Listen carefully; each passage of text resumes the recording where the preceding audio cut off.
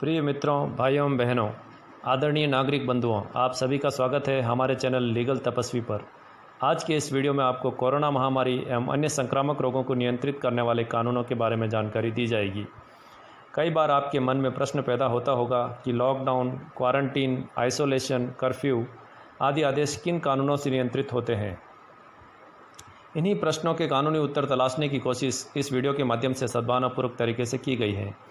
किन कानूनों की पालना पूर्ण रूप से करके कोरोना महामारी को हराने में आप सरकार, प्रशासन एवं देश की मदद कर सकते हैं, इसके बारे में जानकारी दी जाएगी। साथ ही इन कानूनों के उल्लंघन पर किस प्रकार के दंड की व्यवस्था है, इस पर भी प्रकाश डाला जाएगा। पूर्व में भी स्वाइन फ्लू, प्लेग, चेचक, डेंगू और हैजे जैसी महामारियां इन कानूनों से काबू पाई जा सकी हैं। धारा 188 भारतीय दंड संहिता में लोक सेवक द्वारा सम्यक रूप से प्रख्यापित आदेश की अवज्ञा के बारे में दंड का प्रावधान है। यदि ऐसी अवज्ञा मानव जीवन, स्वास्थ्य एवं क्षेम को संकट कारित करे या कारित करने की प्रवृत्ति रखती हो, तो वह दोनों में से किसी भांति के कारावास से, जिसकी अवधि 6 मास तक की हो सकेगी, या जुर्माने से जो 1000 रुपये तक का हो सकेगा, या दोनों से दंडित किया जाएगा। भारतीय दंड संहिता की धारा 271 के अनुसार क्वारंटाइन के नियम की अवज्ञा करने पर भारतीय दंड संहिता की धारा 271 में दंडित किया जा सकता है। अर्थात कोई भी जानबूझकर क्वारंटाइन के नियम की अवहेलना करता है जिससे संक्रामक बीमारी फैलती है, तो प्रावधान के अंतर्गत दोषी माना जाएगा तथा धारा 271 भारतीय दंड संहिता के तहत 6 मास की सज़ा या जुर्माना या दोनों से दंडित किया जाएगा। जहां कोई संक्रामक रोग फैल रहा हो और अन्य स्थानों के बीच समागम विनियोजित करने के लिए सरकार द्वारा बनाए गए किसी नियम की अवज्ञा करना ही दोषी होने के लिए पर्याप्त है। धारा 269 आईपीसी भारतीय दंड संहिता की धारा 269 के अनुसार उपेक्षापूर्ण कार्य जिससे जीवन के लिए संकटपूर्ण रोग का संक्रमण फैलना संभाव्य हो। जो कोई विधि विरुद्ध रूप से उपेक्षा से ऐसा कार्य करेगा जिससे वह यह जानता या विश्वास करने का कारण रखता हो कि जीवन के लिए संकटपूर्ण किसी रोग का इन्फेक्शन फैलना संभाव्य है, वह दोनों में से किसी भांति के कारावास से, जिसकी अवधि 6 मास तक की हो सकेगी, या जुर्माने से, या दोनों से दंडित किया जाएगा। इसी तरह भारतीय दंड संहिता की धारा 270 में परिद्वेषपूर्ण कार्य जिससे जीवन के लिए संकटपूर्ण रोग का संक्रमण इन्फेक्शन फैलना संभाव्य हो के बारे में प्रावधान किया गया है।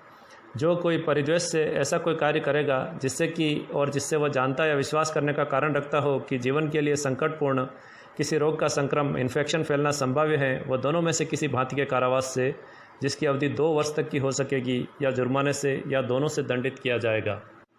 इस तरह से भारतीय दंड संहिता की धारा 188, 269, 270 एवं 271 के कानूनी प्रावधान कोरोना महामारी से निपटने में बहुत ही मददगार सिद्ध हुए हैं।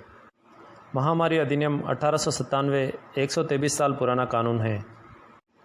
स्वास्थ्य का मसला संविधान की 7वीं अनुसूची में वर्णित है, अतः केंद्र सरकार के मार्गदर्शन अनुसार इस कानून को लागू करना राज्यों की भी महत्वपूर्ण जिम्मेदारी है।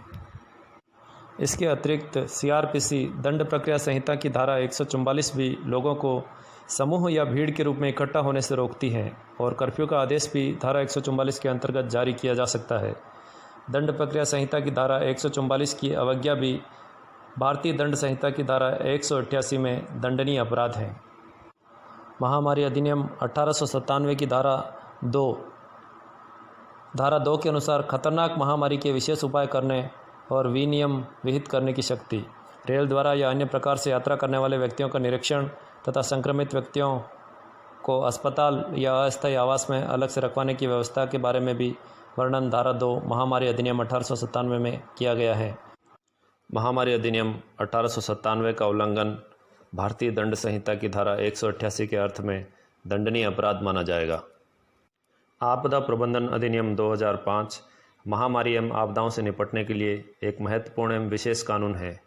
इस अधिनियम की धारा 51 के अनुसार जो कोई युक्तियुक्त कारण के बिना केंद्रीय सरकार या राज्य सरकार के किसी अधिकारी या कर्मचारी अथवा राष्ट्रीय प्राधिकरण या राज्य प्राधिकरण अथवा जिला प्राधिकरण द्वारा प्राधिकृत किसी व्यक्ति के लिए इस अधिनियम के अधीन उसके कृत्यों के निर्वहन में बाधा डालेगा, या इस अधिनियम के अधीन केंद्रीय सरकार या राज्य सरकार या राष्ट्रीय कार्यकारिणी समिति या जिला प्राधिकरण द्वारा या उसकी ओर से दिए गए किसी निर्देश का पालन करने से इनकार करेगा, तो वह दोष सिद्धि पर कारावास से, जिसकी अवधि 1 वर्ष तक की हो सकेगी, या जुर्माने से अथवा दोनों से दंडनीय होगा। और यदि ऐसी बाधा या निर्देशों का पालन करने से इनकार करने के परिणाम स्वरूप जीवन की हानि होती है या उसके लिए आसन्न खतरा पैदा होता है, तो दोष सिद्धि पर कारावास से जिसकी अवधि 2 वर्ष तक की हो सकेगी दंडनीय होगा। आपदा प्रबंधन अधिनियम 2005 की धारा 52 में मिथ्या दावे के लिए दंड की व्यवस्था भी की गई है। फॉल्स क्लेम यदि कोई करता है तो उसके लिए दंड की व्यवस्था है। जो कोई जानबूझकर आपदा के परिणाम स्वरूप कोई राहत, सहायता, मरम्मत, सन्निर्माण या अन्य फायदे अभिप्राप्त करने के लिए जानबूझकर मिथ्या दावा करता है तो 2 वर्ष तक का कारावास या जुर्माना या दोनों से दंडनीय होगा। आपदा प्रबंधन अधिनियम 2005 की धारा 54 के अंतर्गत मिथ्या चेतावनी अर्थात अफवाह के लिए दंड की व्यवस्था है। जो कोई जिसे किसी आपदा या उसकी गंभीरता या उसके परिमाण के संबंध में आतंकित करने वाली मिथ्या संकट सूचना या चेतावनी देता है तो वह दोष सिद्धि पर कारावास से जिसकी अवधि 1 वर्ष तक की हो सकेगी या जुर्माने से दंडनीय होगा। आपदा प्रबंधन अधिनियम अध्यारोही प्रभाव अर्थात ओवरराइडिंग इफेक्ट रखता है। यदि आपको हमारा यह वीडियो उपयोगी लगा हो तो कृपया हमारे चैनल को सब्सक्राइब और शेयर करना मत भूलिएगा। अगले वीडियो में कुछ नए कानूनी प्रश्नों के उत्तर के साथ फिर मिलते हैं। तब तक के लिए धन्यवाद। Good bye.